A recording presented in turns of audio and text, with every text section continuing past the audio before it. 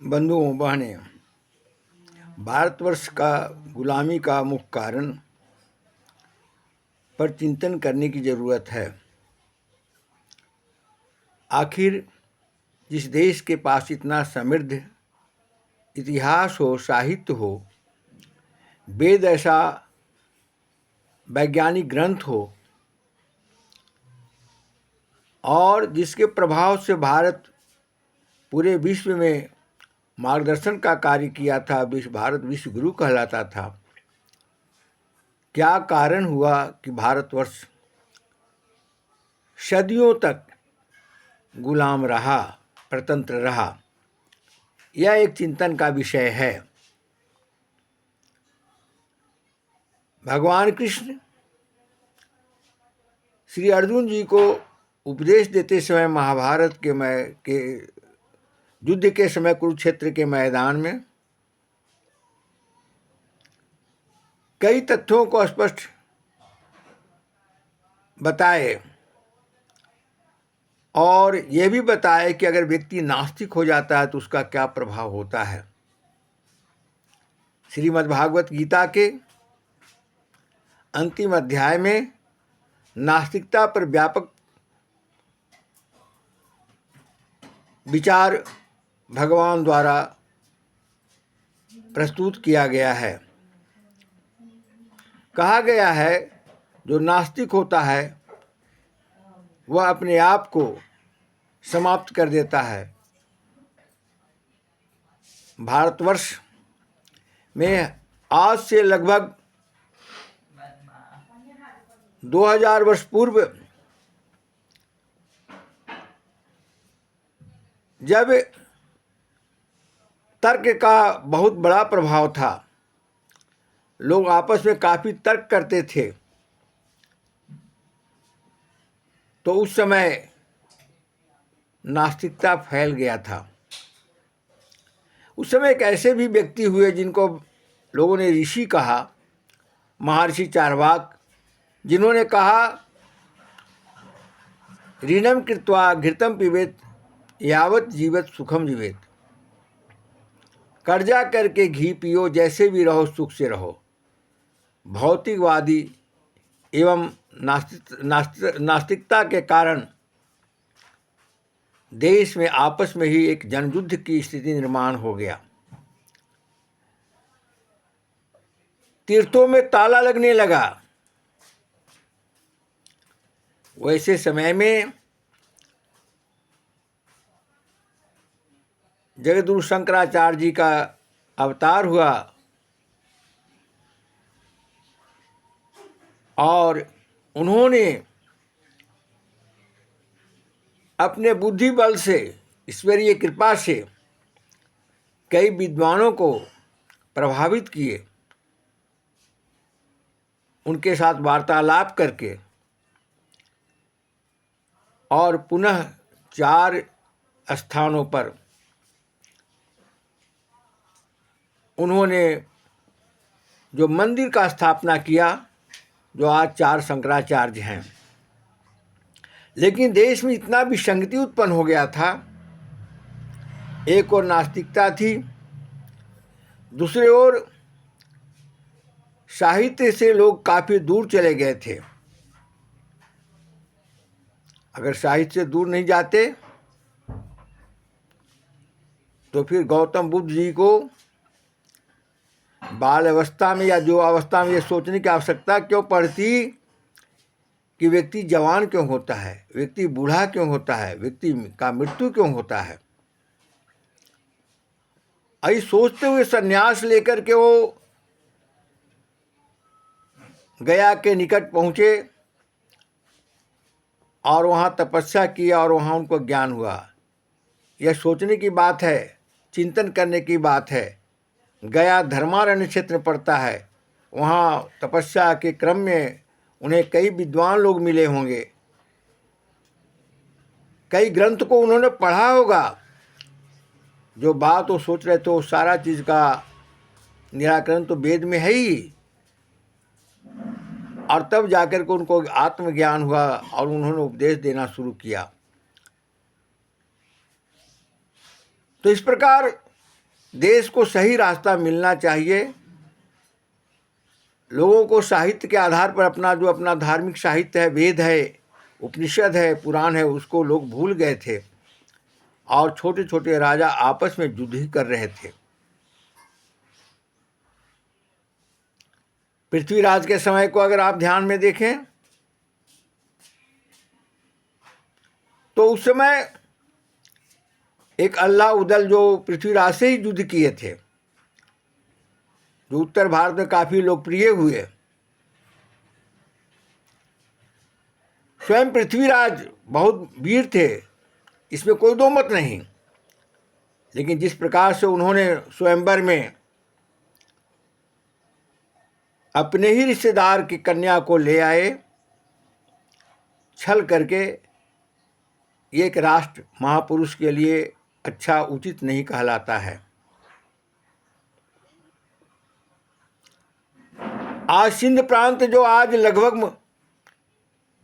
मुस्लिम बहुल हो चुका है और पाकिस्तान विभाजन के बाद पाकिस्तान में चला गया है, राजा देवहरी जिन्हें दाहिर कहते हैं, उन्होंने जिस प्रकार का विवाह किया वह भी शोभनीय नहीं था। इससे ऐसा लगता है कि लोग वेद से दूर चले गए थे,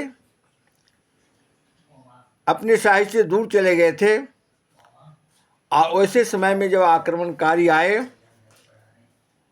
तो यहाँ की मूर्खता को लोगों ने फायदा उठाया।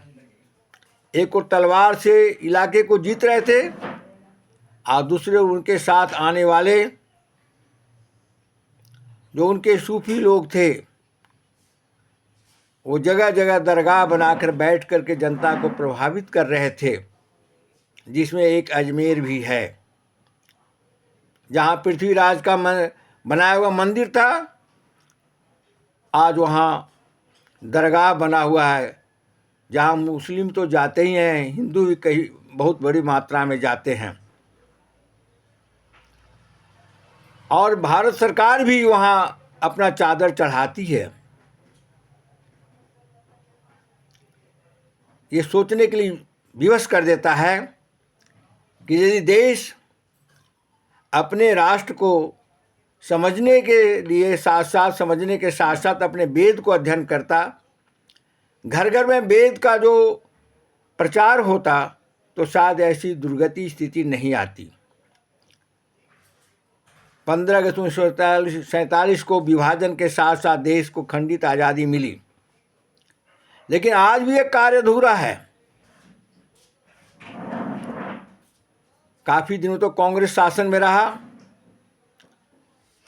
देश को सशक्त कराने का जितना काम होना चाहिए था नहीं हुआ। कुछ काम हुआ है, ऐसा नहीं, काम से इनकार नहीं किया जा सकता, लेकिन देश में जो राष्ट्र भावना सशक्त होना चाहिए वो ऐसा काम नहीं हुआ।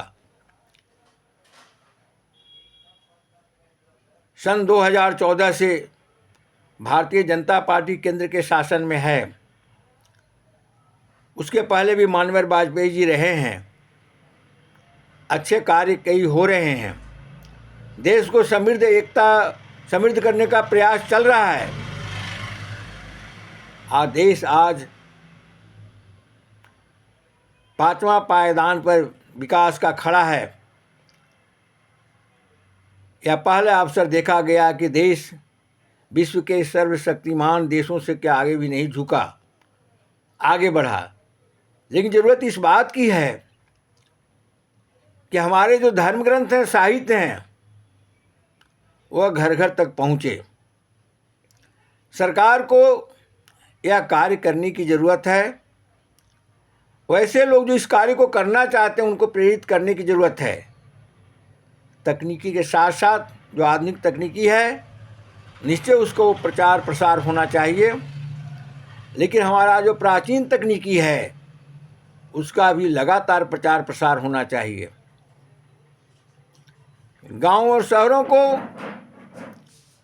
आत्मनिर्भर इस तरह से बनाना चाहिए कि 90 से 95% उनके ज़रूरत की चीज़ उनको वहीं मिल जाए, बाहर से लाना न पड़े।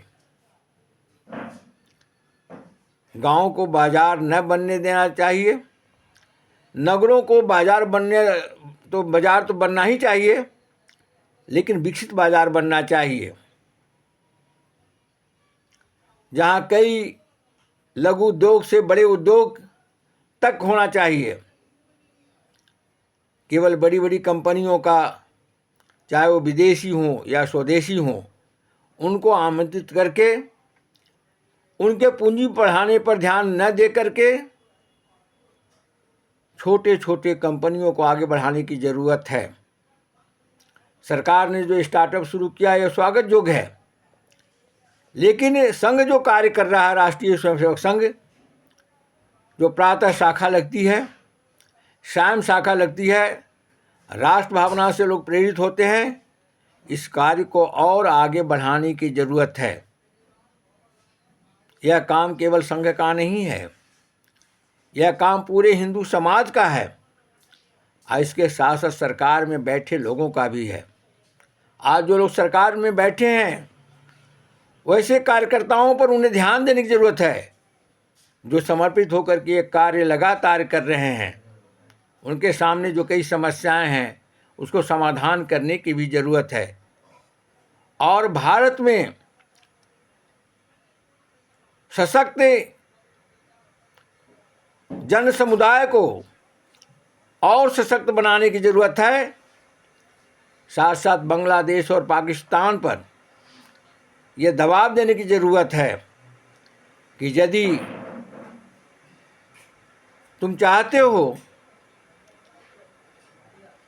कि तुम निश्चिंत और शांत रहो, ये ज़रूरी बात है कि तुम्हारे यहाँ जो लोग हैं, जो हिंदू समुदाय के लोग हैं, उनके मंदिर के, उनका आत्मसम्मान के, उनका रोजी रोटी का तुम रक्षा करो। यदि तुम इस बार यह नहीं करोगे तो भारतवर्ष के अंतर्गत भी कुछ ऐसे स्थान हैं जहां तुम आते हो, तुम्हें सोचना पड़ेगा कि आखिर तुम वहां कैसे आओगे, कैसे कार्य करोगे। यदि वह उसकी तुम कुशलता चाहते हो तो बांग्लादेश और पाकिस्तान में जितने भी मंदिर हैं उनको भी कुशल रखो। ये तुम्हारा नैतिक दायित्व है। ये शासन का जो दीवार है, एक न एक दिन ध्वस्त होगा और भारत पुनः अखंड होगा। इसके लिए ऐसे लोग जो पाकिस्तान या बांग्लादेश में हैं, जो भारत के प्रति प्रेम रखते हैं, श्रद्धा रखते हैं, उनके प्रति यहाँ के जन समुदाय को प्रेम और श्रद्धा रखना होगा। और जो लोग भारत में भी रह करके अब भारत के प्रति नफरत करते हैं, उनके प्रति अश्रद्धा रखना होगा। तो भारत पुनः सशक्त होगा। अपने आप को समझना होगा, धर्म रक्षति रक्षतः, जो धर्म का रक्षा करता है उसको धर्म रक्षा करता है। इसके लिए जरूरी ये बात है कि त्रिसंध्या करना होगा। प्रातः भगवान का स्मरण करना होगा, दोपहर में भगवान का स्मरण करना होगा, फिर शाम को स्मरण करना होगा। ये जो सनातन धर्म का 3 बार पूजा करने की पद्धति है, ये अपने घरों में संस्कार के रूप में लोगों के बीच में रखना होगा। धन्यवाद। जय भारत।